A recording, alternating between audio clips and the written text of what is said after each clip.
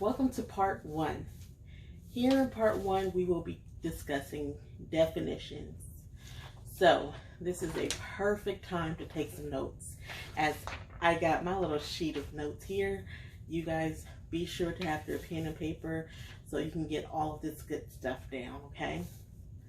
So, definitions that we will be covering will include what is the helping field, right? So, you may be wondering, like, why am I taking this training? Like, is it really for me? Am I considered somebody who works in the helping field? And so we'll give you a little definition and some examples of what it means to work in the helping field. We will be talking about self-care, the definition of self-care, the definition of triggers, and the definition of a coping skill, along with examples with each of those. So let's get started. The definition of the helping field is a profession that nurtures the growth of or addresses the problems of a person's physical, psychological, intellectual, emotional, or spiritual well-being, including medicine, nursing, psychotherapy, counseling, social work, education, life coaching, and ministry. Or another word for ministry would be maybe like a church or a religious group of some sort. So you see that nurturing the growth and addressing, those problems or those issues of other people, mainly in the professions that were listed. But some of those can include, moms or dads, child care providers, again, like they mentioned, nursing and social work, our educators, all that good stuff. When your day-to-day activities primarily include you taking care of other people, you are working in the helping field. You are helping others. And so that is you. The next definition is self-care. So oftentimes when we hear self-care, we think a nice bubble bath, right? We think, self-care, let me just go and get my hair done or get a nice fresh haircut or something like that. But it's a little bit more in depth than just a bath, a nice good bath, which are great, but it's, a little bit more. So the definition for self-care is the practice of taking action to preserve or improve one's own health. Love that definition. I just love it, okay? So the practice of taking action to preserve or improve one's own health. And when we think about health, when we talk about health, we're talking about your mental health, your physical health, right? Your emotional health. We're touching on each basis of that. So it says to preserve. A lot of times we don't want to really tend to ourselves until there's a problem. We don't want to tend to ourselves until it's absolutely necessary, or we feel like everybody else has been taken care of, so now it's our turn, right?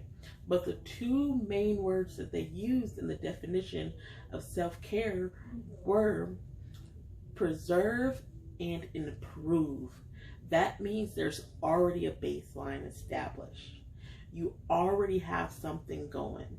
So now you want to be able to maintain the system that you have in place that protects your own health, your mental health, your emotional health, and your physical health. And you want to do things that not only allow you to preserve what you already have, but to improve on that.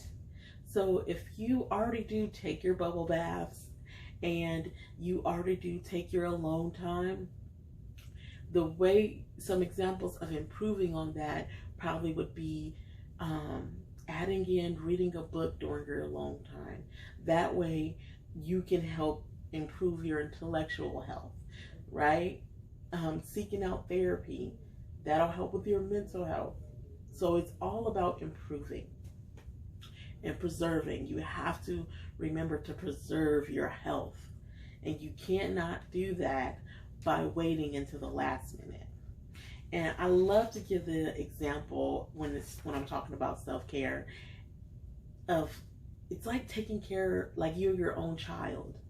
So you want to make sure that you're around the right friendship circle. You want to make sure that you're getting the education that you need. You want to make sure that you're eating properly daily. You want to make sure that you're able to express yourself daily. I know one of the big parenting styles that is becoming more and more popular is conscious parenting, which is great. And a big part of conscious parenting is being very aware of your child's emotional state and respecting them as another person, not just diminishing who they are because of their age, or their status of a child, right? So that's for you too. What's your emotional state? What is your physical state? What's your body telling you? What is your mind telling you?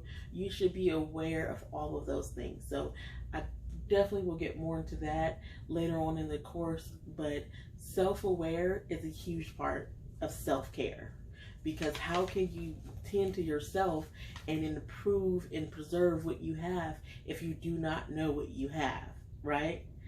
So got to be aware. The next definition is triggers. Oh, triggers. Triggers sounds like this big scary word. But it's one of those things that it's more common than you think. Not just in unhealthy ways, but in healthy ways.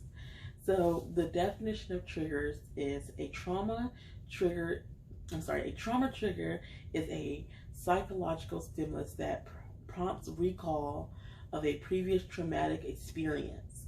Now be mindful that this definition is talking about a traumatic trigger. Not all triggers are traumatic, but for this course sake, we definitely want to keep in mind about traumatic triggers because of the field that we all work in. A lot of us are dealing with day-to-day traumas of the clients that we deal with, the students, our loved ones, so on and so forth. So, a trauma trigger is a psychological stimulus that prompts recall of a previous traumatic experience. The stimulus itself need not to be frightening or traumatic, and maybe only indirectly or superficially reminiscent of an early traumatic incident, such as a scent or a piece of clothing. So that was a mouthful, as you guys can see. When it comes, I'm trying to see, okay, I'm going to break this down. A traumatic trigger, an example. If you were sexually assaulted by someone and during the incident, during the trauma, they had a distinctive smell, maybe a cologne or perfume, body odor, and you just can remember that smell, right? And say you are walking in Walmart and you pass someone who has that same smell, you can become triggered in that. You may have to leave Walmart. You may become frightened. You may become agitated or aggressive, or you may want to cry. And it's not because you are being assaulted or violated again, but that smell is taking you back to when the trauma first happened. It's bringing up those memories that you have either, processed, or you may have just buried. But when you smell that smell, it comes about. Now, on the flip side, if we're not talking about a traumatic event, it's the same thing of if the girl that the girl that used to, in your neighborhood that used to play with all the time, and she used to bring you cookies and you guys used to play all the time, and she was just so nice. Her favorite color was red, and so she always had like a red bow in her hair. then when you see red clothing or a red garment, it may cause you to feel joyful, or it may cause you to, recall those moments of when you felt happiness when you used to play with this friend whose favorite color was red. So triggers definitely happen on both sides. But again, this training and this course, we're talking about trauma.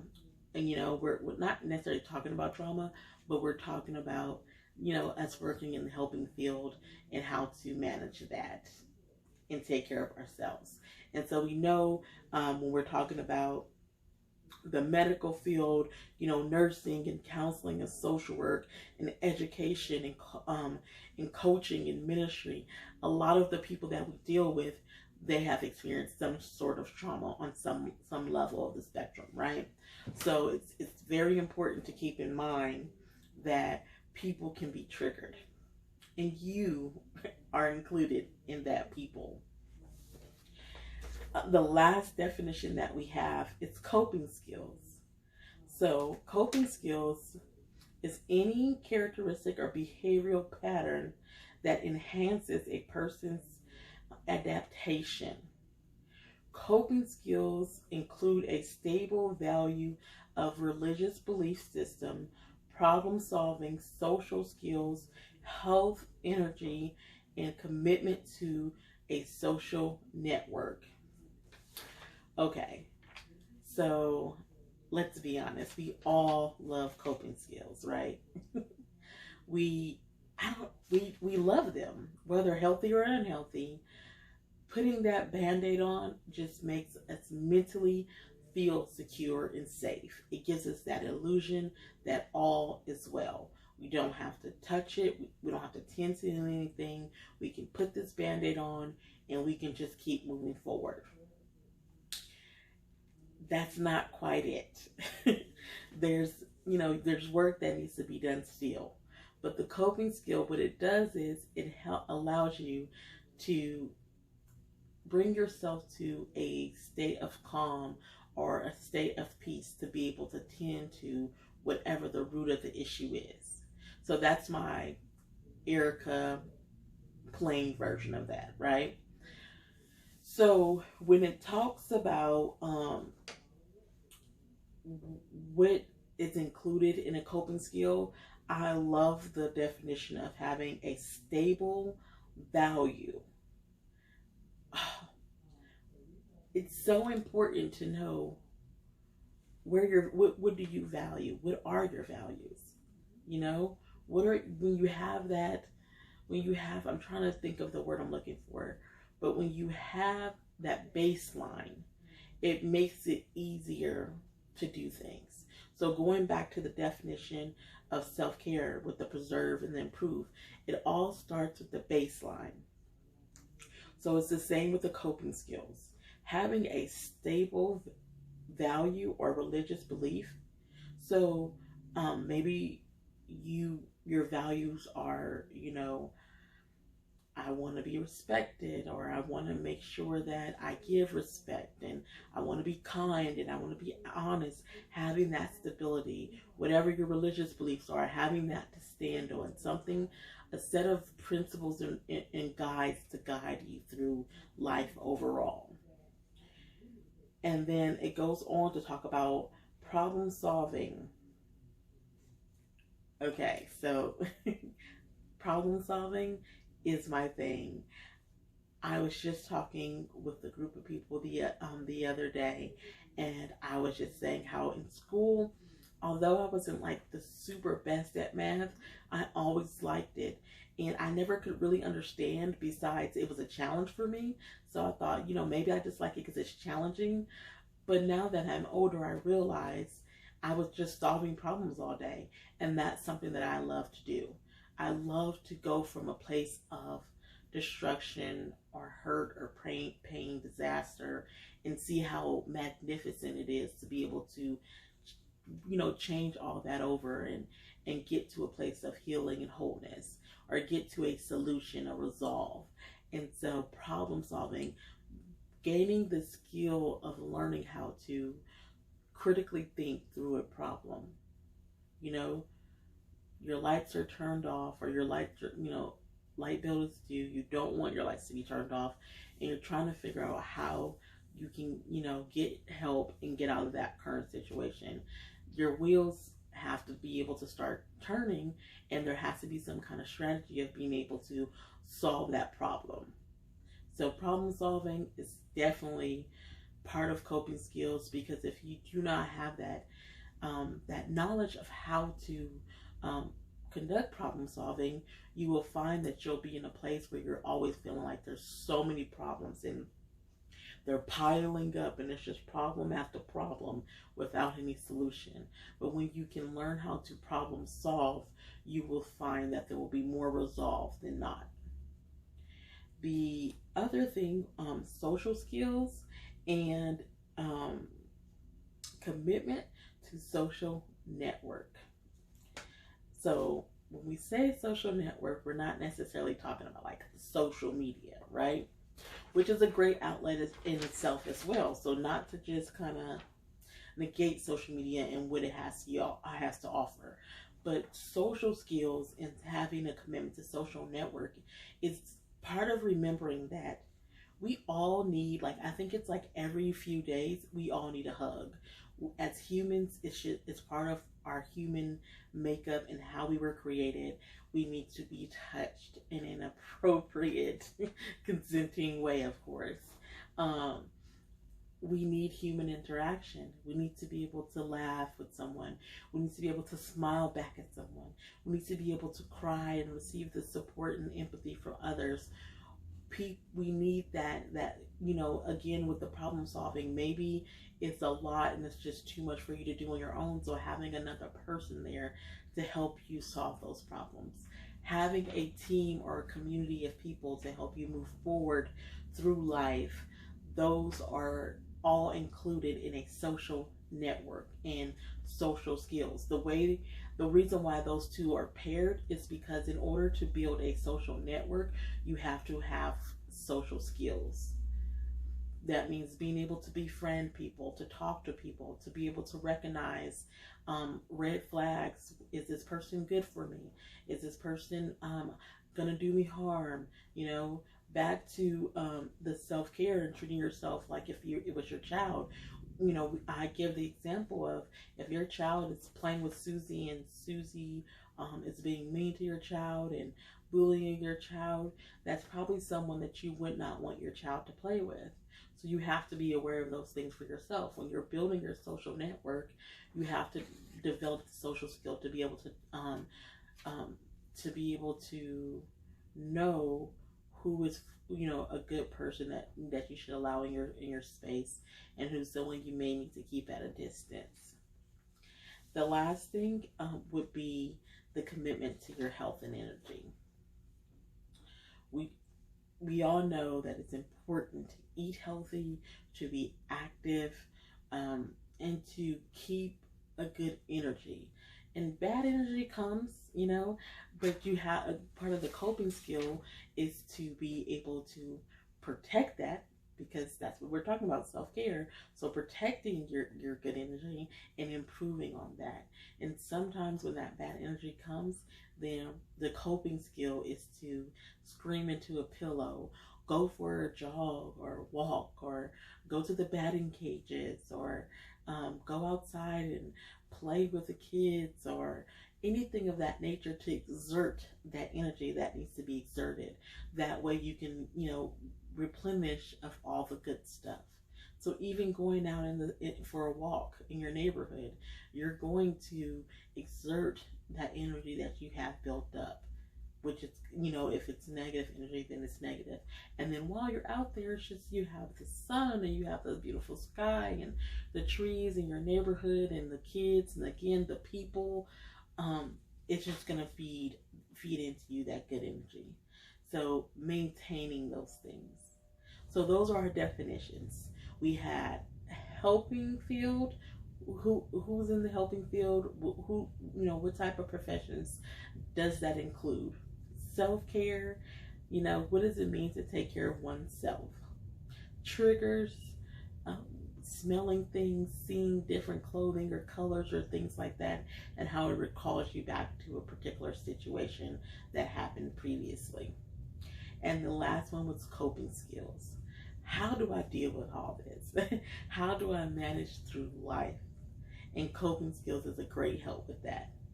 So I hope that you guys took lots of notes and got those definitions. If not, feel free to watch the video again, and we will be moving on to part 2.